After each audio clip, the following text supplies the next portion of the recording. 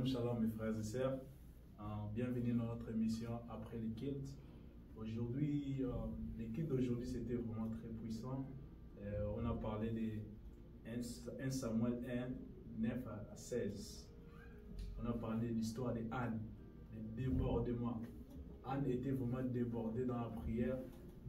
Et on sent comme quand tu es débordé en toi et que tu sens que tu veux que Dieu fasse quelque chose pour toi, on a l'intention de tout donner, de se mettre en prière, quitte à même à oublier qui nous sommes. Et c'est par là on va voir que Dieu va nous donner quelque chose qu'on désire. Donc les débordements nous ramènent à ce que Dieu nous donne, tout ce que notre cœur désire. Je ne sais pas, qu'est-ce que vous en pensez sur ça? Effectivement, ce que tu dis là, je suis tout à fait d'accord. Parce que, tu vois, le cœur, c'est comme un dépôt.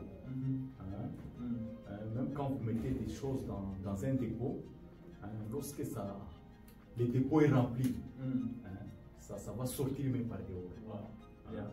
C'est comme quand vous mettez de l'air dans un ballon. Lorsque le ballon est rempli, le ballon s'éclate. C'est pour dire que quand il y a excès sur toute chose, ça arrive toujours à produire quelque chose qui peut être négatif ou bien positif pour la personne. Mais je suis d'accord avec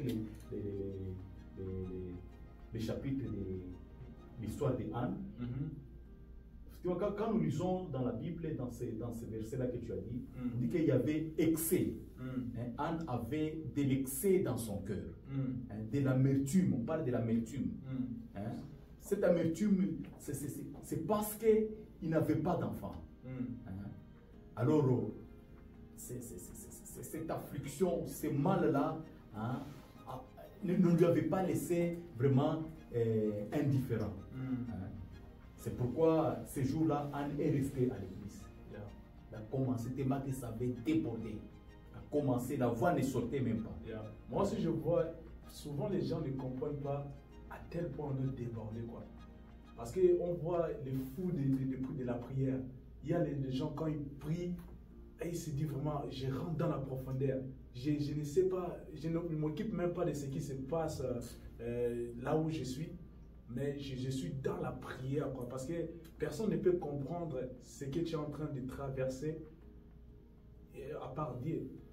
Tu vois, dans les débats, même quand on voit dans l'histoire d'Anne, le prophète Élie a demandé, mais qu'est-ce que tu as bu beaucoup d'alcool ou comment? Parce qu'il ne comprenait pas la profondeur des problèmes qu'Anne avait. Ça c'est vrai, ça c'est vrai. Parce que dans l'attitude où Anne était, elle paraissait comme si elle était ivre. Oui. C'est pourquoi le prophète pouvait lui poser cette question-là. Là, tu as tout à fait raison. Mais Anne devait maintenant s'exprimer devant dire au prophète ce qu'elle sentait.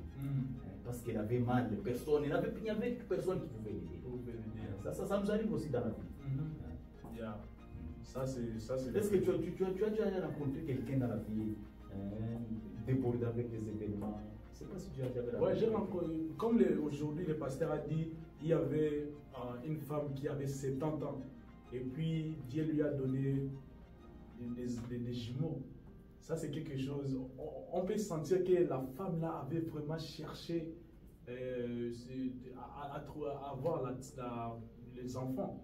Parce que 70 ans à attendre, à avoir la patience que l'Éternel va te donner quelque chose, c'est que tu dois vraiment prier comme un fou pour en avoir. Nous devons chercher Dieu. Nous devons chercher Dieu. Nous cherchons Dieu que lorsque il y a un besoin au-dedans de nous.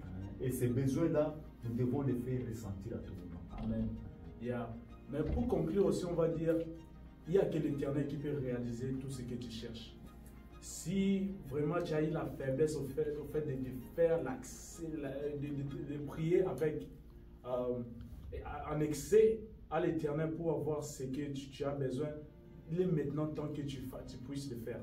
Parce que quand tu pries en excès, l'Éternel va finir à faire ce que ton cœur désire. Je ne sais pas, qu'est-ce que tu vas dire pour conclure dans ce sujet?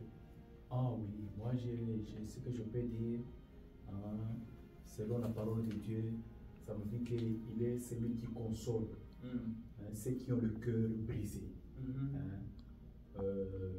Parmi les missions que Christ avait, on dit qu'il a été loin. Oui. il a été loin, enfin, hein, de consoler, de guérir ceux qui ont le cœur brisé. Amen. Hein, les cœurs brisés, ce sont des gens qui ont des problèmes dans leur cœur, qui ne savent pas où vraiment trouver solution. C'est cette catégorie des gens que Christ est venu pour consoler. Quand quelqu'un vient te consoler, ce n'est pas seulement il te laisse dans cet état-là. C'est-à-dire qu'il vient t'apporter une solution. Il vient apporter une solution à ce que tu désires, à ce que tu demandes. Oui. Donc l'éternel des solutions. J'espère que vous êtes bénis avec ce message. Soyez bénis.